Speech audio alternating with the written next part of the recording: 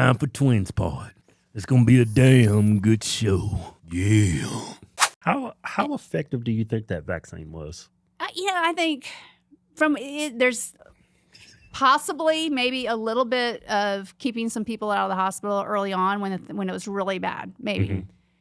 But not worth all the complications that we've seen, especially when we had great early treatment. And even if you didn't like ivermectin, we had monoclonal antibodies, which were not controversial. Right. So your treatments were more, in your eyes, more effective than the shot? Oh, yeah.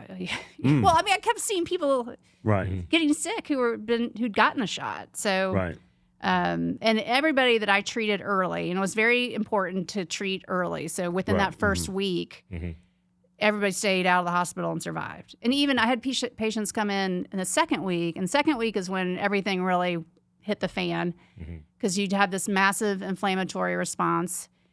And so that's when people really got sick and started going to the hospital. But it's like that third week, right? Yeah, second and third week, they call it the cytokine storm.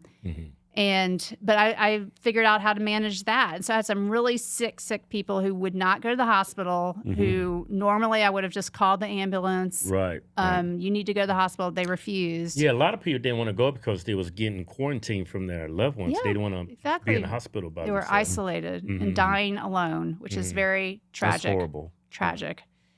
And had, basically stripped of their rights, not given informed consent, not allowed to try ivermectin. So I got in trouble over that because I had this patient in the hospital. Somebody I didn't know previously, but the wife was trying to get her husband ivermectin, and he was dying. He'd been on a ventilator for a month, and the hospital said, we're thinking hospice at this point. When you say ventilator, how invasive is that? What is exactly? You don't want to be on a ventilator. It's pretty bad. I mean, you put this plastic tube all the way down here. Oh, I saw that on The Sopranos. Tony Soprano had one of those. It's just like that. But yeah, no, it's not good. I mean, now, granted, if you're going to die, it's not. You'd probably want to try it. But what I found. Well, so prior to the pandemic, if somebody's oxygen level dipped below a certain level, usually 90%, then you would start worrying. If you couldn't maintain above 90 on oxygen, then you ventilate them. But what I found is I'd have these patients coming in with super low oxygen levels in the low 80s, even some lower than that. Oh, wow. And we were able to keep them alive without putting them on a ventilator, which was unusual. It's almost like it's counterproductive because your body becomes dependent on it. Right. And I mean, yeah, sometimes it's necessary. I'm not saying, I'm not telling Barry always refuse a ventilator, but it was interesting because COVID, they called it happy hypoxia. Like you were able to tolerate these much lower oxygen saturations than what we would typically expect in a normal situation. Right. And you got the patient to turn around without the ventilator? Right. I had a handful of people come to me who just would have normally gone to the hospital, and we'd bring them in every day and throw the kitchen sink at them, and we'd give them high-dose ivermectin. I'd give them high-dose IV steroids. I'd give them antibiotics, high-dose vitamin C. We would send them home on breathing treatments and oxygen, and they'd come back every day. How many people died from COVID here in America? It was like they say 1.2 million, but a lot of people were attributed as a COVID death because it paid, and so we don't know.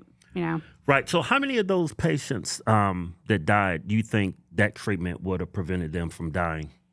We estimate about 85% of people could have been saved. Wow. Yeah. That's hundreds of thousands of people. Oh yeah, probably 800, 900,000 people could have been saved. But they didn't want them saved. They wanted to make the money from the vaccine.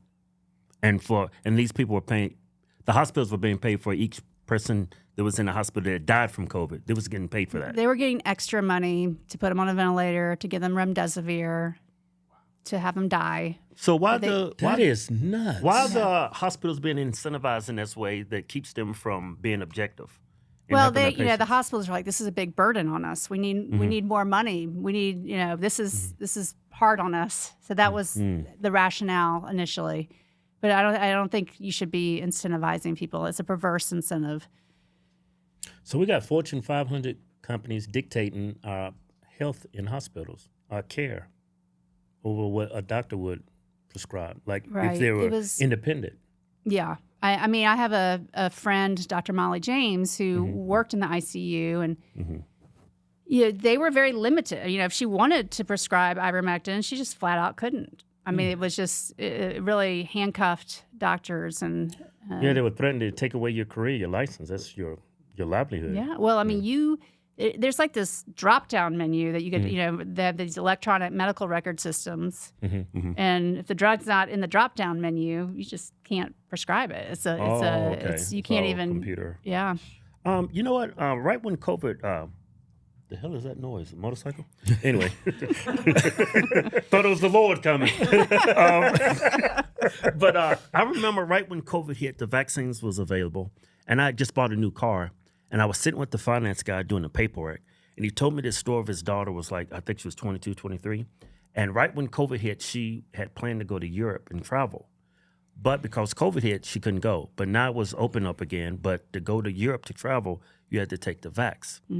He told me 2 weeks after she got her first shot, she just dropped dead. Oh, awful. And how old? She was 22, 23. Oh, God, and I it's asked just her, awful. what happened? Was it linked to the vaccine? He said, well, she got a blood clot and it went to her lung and it killed her instantly.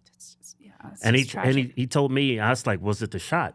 And he's like, I don't have any evidence, but I wouldn't suggest you getting a shot. Yeah. Well, a 22-year-old just doesn't, unless there's something really, an underlying issue, that's not normal. And I mean, I know a lot of parents who lost their kids from these shots. Was it blood clots or?